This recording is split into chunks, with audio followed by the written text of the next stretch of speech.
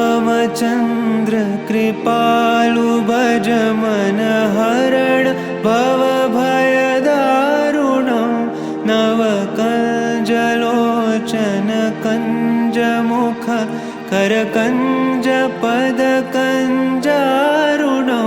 श्रीराम श्रीराम श्रीराम श्रीराम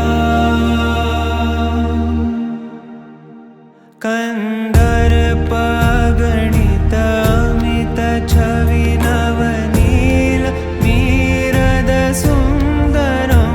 पटपीतमानहु तडित त्रुचि शुचि नौमि जनकसुतावरं श्रीराम श्रीराम श्रीराम श्रीराम भजु दीनबन्धु दिनेश दानव दैत्यवंशनिकन्दनं रघुनन्द आनन्द कंद कौशल चन्द दशरथ नन्दनं श्रीराम श्रीराम श्रीराम श्रीराम शिरमुकुट कुण्डल तिलक चारु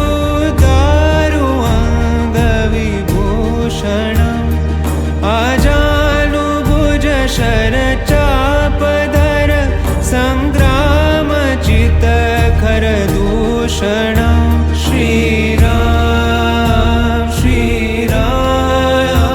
श्रीराम श्रीराम इति वदति तुलसीदास शङ्कर शेषमुनि मनरञ्जनं मम हृदयिकञ्जनिवास कुरु कामादिखलदल गञ्जनं श्रीराम श्रीराम श्रीराम श्रीराम श्रीराम श्रीराम श्रीराम श्रीराम